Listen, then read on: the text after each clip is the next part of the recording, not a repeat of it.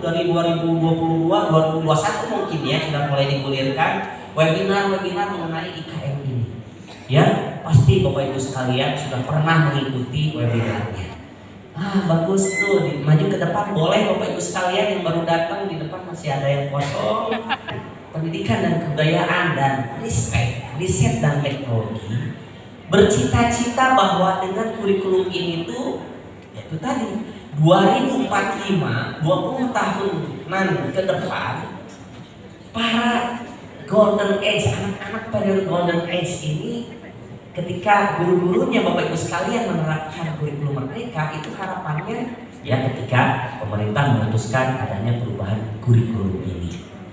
Ya, kurikulum merdeka namanya juga merdeka, ya tentunya guru, kepala sekolah, pihak sekolah diberikan keleluasaan untuk menerapkan berbagai macam model-model pembelajaran. Namun memang yang direkomendasikan dari Kemendikbud yaitu yang berbasis project based learning atau pembelajaran berbasis proyek. Sebetulnya ya istilahnya aja, kalau pendidikan anak usia sih proyek terus gitu ya. Yuk kita bikin ini simulasi gunung meletus, simulasi membuat ya mewarnai, tidak hanya mewarnai, ini ada lembar kertas warnai. Ya, tidak seperti itu proyeknya ya, tapi bisa dimodifikasi sedemikian rupa, misalnya menggunakan bahan alam, daun-daunan yang sudah kering, digunting-gunting, ditempel di media gambarnya. Kalau dulu mungkin ya Ibu, ya udah ada lembar kosong, ada gambaran gunung bisa warnai, udah aja seperti itu. Kalau sekarang aku mohon maaf, udah lain lagi, sorry ya gitu. Bapak Ibu sekalian ya, aktivitas itu tidak hanya lah sebentar-sebentar, besok mewarnai, hari ini mewarnai, besok mewarnai dan seterusnya mewarnai. Tidak ya, tadi juga ada lagunya dong, dikemas gitu ya, persepsi kegiatan awalnya ya, kita dengan gerakan lagu dulu yang memang sama lah ya di RPPM kurikulum 2013 ya.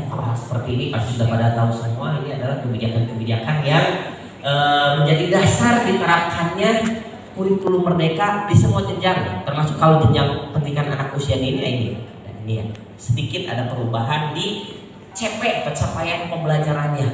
Dulu sempat ini ya 008 ya, sekarang ada yang lebih baru 033 ya, nambah sedikit Bu, hanya beberapa poin saja capaian pembelajaran ya. Kalau dulu mungkin Bapak Ibu sekalian di kurikulum 13 tahun mengenal ada 6 aspek perkembangan ya, apa saja?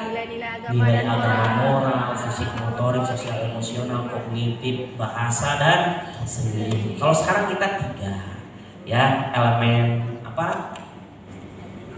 nilai agama dan budi pekerti, jati diri, dasar-dasar literasi dan STEM, sains, teknologi, engineering, art dan math gitu ya.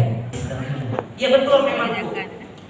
Saya bandingkan RPPM misalnya ya, rencana program pembelajaran untuk yang biasa Ibu buat itu. Kalau sekarang cukup RPPM aja Bu, tapi di RPPM tetap ada breakdown per harinya.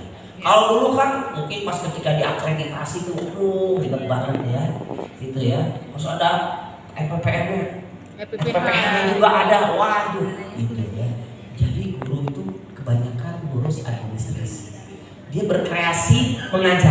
Guru-guru ya bikin RPPM-nya sederhananya. Yang lain itu masih ada Bu. Saya baru aja menerapkan kurikulum 2013. Sekarang udah berubah lagi. Pasti ada Bu yang seperti itu. Nah ini Bu ya. Di pusat, di kementerian ya, sekolah diberikan kewenangan untuk memilih kurikulum bahkan ya. Ada juga Bu yang tahun ini malah dipakai lagi kurikulum 2013 di sekolah. Ada Bu, itu boleh silahkan kalau memang kemampuan sekolahnya memang masih menerapkan kurikulum 2013. Garis besar, ini kerangkanya udah jelas ya. Nah, ini yang perlu diketahui di kurikulum merdeka ya. Penerapan kurikulum itu dibagi berdasarkan fase-fase perkembangan anak. Di pendidikan anak usia dini, fondasi yang pertama, gitu ya. fase fondasi istilahnya. Ya, nih pendidikan anak usia dini di SD ada fase A, ya, kemudian fase B, fase C, sampai fase D, gitu ya. Kemudian di pendidikan anak usia dini kita mengenal istilah baru capaian pembelajaran. Kalau dulu Dek, apa Dek? Kompetensi dasar. Kompetensi dasar. Jangan salah, jangan Krisdayanti. Ya. Jati diri juga ada capaian-capaian ini. Kalau di buku ini sudah ada. Tuh. Nilai agama dan budi pekerti itu ada 3. Kemudian jati diri juga ada 3. Dasar-dasar literasi dan STEAM itu ada 9 poin yang harus menjadi goals daripada proses pembelajaran di kelas pendidikan anak usia dini. Gitu. Kalau dulu kan KD istilahnya itu. Tapi setidaknya dalam satu kabupaten ini, Bapak Ibu sekalian bikin misalnya, ini kebetulan ada dari dinas, ayo kita bikin manfaatkan ini, penerbitnya ini ada, siap menampung, bikin bahasa, kalau di sini bahasa apa? Aceh teman? Bahasa Aceh, bukan bahasa Aceh Gayo, bukan, itu bahasa Aceh gitu ya. Untuk Kabupaten Aceh Utara, itu bisa, silakan. Tuh penerbitnya ada. Ibu tinggal kumpulkan siapa saja di sini, berapa kecamatan nih? 27 tadi ya. 27 itu semua ada di sini. Ada. Ya, dari 27 kecamatan satu halamannya di kurikulum Merdeka. Kalau kurikulum 13 sekarang cukup banyak ya, ada RPPM-nya, ada RPPH, ada beras silabus juga ada. Kalau sekarang nggak cukup ini aja ya. Komponennya yang pasti ada RPPM itu ya, pasti ada 3 ini ya. Kemudian modul ajar ya tetap juga guru kalau memang sempat membuat modul ajar ya. Ada seperti ini adalah komponen modul ajar. Jadi di kurikulum Merdeka guru-guru harus punya modul ajar. Ya, modul ajar. Kalau memang yang masih baru menerapkan kurikulum Merdeka, siapa tahu buku ini bisa dijadikan sebagai acuan. Ini adalah komponen-komponen yang harus ada di dalam sebuah perangkat ajar. Ya, ini memang tugas administrasi. Tapi sebetulnya ini pun di kurikulum 13 sudah, mungkin ibu sudah punya begitu. Cuma penamaannya aja yang berbeda. Gitu, mandiri gitu.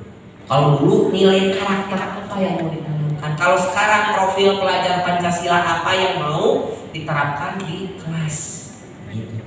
Kalau dulu Bapak Ibu sekalian ada tema puncak, ada nggak? Ada. Nah, biasanya dilakukan berapa kali sebulan, semester, setahun? Satu tema. Per tema. Iya.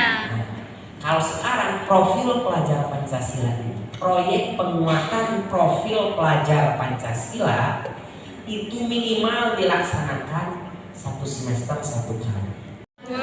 Wah ya, sudah pakai Word. Nah, lumayan. Ibu sudah punya bekal bermanfaat untuk memberikan laporan perkembangan kepada orang tua. Ya, namun demikian rapor, baca, tanda tangan, kembalikan lagi, selesai. Tidak. Di kurikulum Merdeka, keterlibatan orang tua harus lebih jauh lagi. Di dalam teknisnya orang tua harus dipanggil ke sekolah ketika dibagi rapor. Tapi itu sama juga ya, tetap dilakukan. Dan dia harus menjawab pertanyaan-pertanyaan pemantik ya, yang standarnya sudah ada di kurikulum Merdeka. Ya, Bapak Ibu sekalian bisa menambahkan pertanyaan-pertanyaan tersebut. Ya, nanti Pancasila plus untuk kolom orang tua refleksi. Jadi tetap 5. Jadi 5. Kalau dulu 6. Ya, kalau sekarang 5. Yang dinarasikan apa aja yang sekarang? Itu tadi kemampuan dari aspek, dari elemen nilai agama dan budi pekerti, kemampuan yang sudah dicapai anak dari elemen jati diri, kemampuan yang sudah dicapai dari elemen dasar-dasar literasi. Plus satu lagi pertanyaan-pertanyaan untuk orang tua untuk refleksi. Saya nggak bisa jauh dari sini, ya. Nah ini Bu ya. Jadi ada 5 yang harus disajikan dalam laporan hasil belajar anak-anak. Oke, kita lanjut. Nanti saya kasih aja filenya ini ya. Boleh. Oke, ini nggak usah difoto-foto juga. Yes.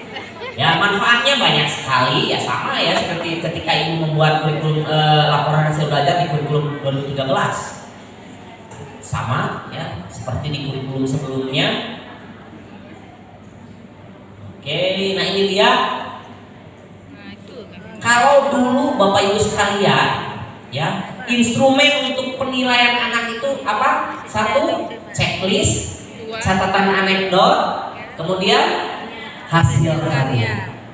Kalau sekarang ditambah, nah ini kalau jadi di kurikulum ada yang dikurangi, disederhanakan, ada yang memang ditambah. Penilaiannya ditambah observasi. Kalau ibu dulu penilaian checklist ada berapa skala?